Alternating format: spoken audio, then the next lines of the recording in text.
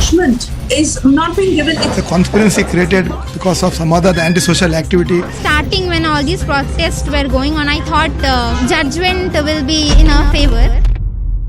Hello guys, welcome to the FoxyJags show. I usually don't involve in any kind of controversies because they create trouble, but certain news kept popping up in my feed and I just couldn't control myself from making this video. So I thought maybe I should make this. So I came across this news, no re-exam for hijab protesters who missed practical exams. As soon as I saw this, I started feeling really bad, man. They lost 1 year of their career. If you have to write the exam again, you have to wait 1 more year for your practical exams, right? Already Corona fucked us up and mixed up all our schedules. And in that, they're losing another year of their career. So I want you guys to watch this video in a third person perspective.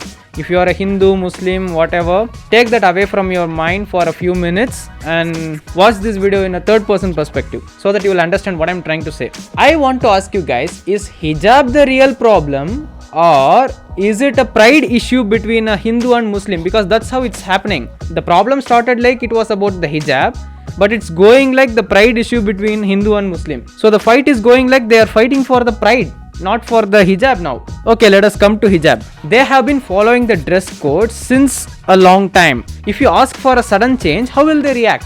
Of course they will protest. Okay, forget the kids. What about their parents? Most of the Hindu parents itself, they are religious-tic. Of course, Muslim parents will also be religious-tic. So if you suddenly tell someone to change whatever they are believing in, will they change it? Of course they will protest for it. Okay, as a Hindu, you will be putting that kumkum and all, right? What if in future, if that is considered as some kind of tattoo and they ask you to wipe it off as soon as you enter the college, will you accept it? You will protest for it, right? That's what they are doing too. My question is, are all these protests really worth it? I'm not picking a side.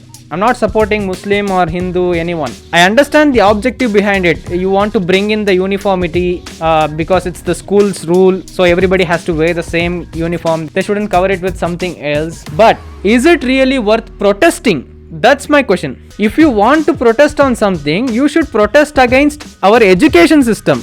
Should we be focusing on improving the uniformity among the students or should we be focusing on improving the education system? People don't see the real problem here. I feel that because of all these religious issues, our country is evolving backwards.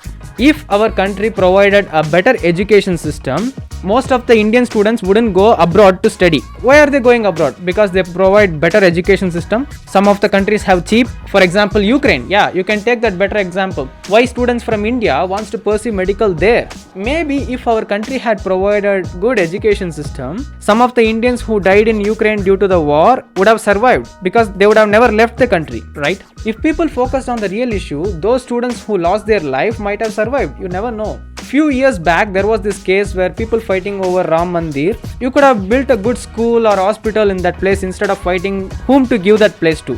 We already have a lots of temples, man. Is that really what you want? Yeah, speaking of the temples, I saw another news where a Muslim businessman donates land for Virat Ramayan Mandir. They are saying that the land is worth 2.5 crore rupees. While all these issues are going, I felt suspicious, I felt fishy. Most of the time, the media doesn't show you what actually happened. They only give you the outskirts of what is going on, right?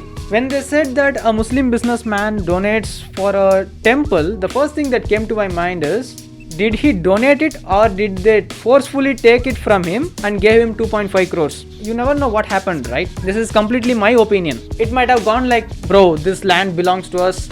Some historical thing has happened here. So we deserve this place, you better give it to us, you sign wherever we ask you to, you will not be in trouble. Otherwise, you know what happened, right? In Ram Mandir's case, that's what will happen to you. So you better give the place and we will tell the media that you donated it, so you will get a good name too. How's our deal? This might have happened, I don't know. So let's read the news.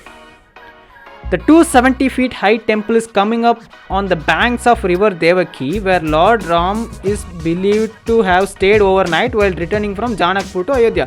How ironic. Some historical thing has happened there, so they want to take that place from him. I don't believe he donated that place, bro.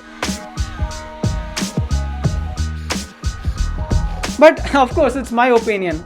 Yours is yours, mine is mine. If you have a different perspective on this, you can surely comment. So why was I saying this? I'm not opposing someone building a temple. I'm not going to that part. Ram is believed to have stayed overnight while returning from Janakpur to Ayodhya. So people believe that Ram has stayed in that place, right? What if you build a hospital in that place? So the people will automatically believe that that particular hospital will cure you because it was built in a place where Ram existed, right? It will help the patients mentally. It will give them hope. People will automatically start worshipping that place. So guys, I wanted to convey that instead of fighting over a hijab, instead of fighting over a temple, I think you guys should fight for the real cause. I'm not a Hindu, I'm not a Muslim, I'm just a common man who wants to make India a better place for the future generation instead of making it a religiously chaotic place for the future generation.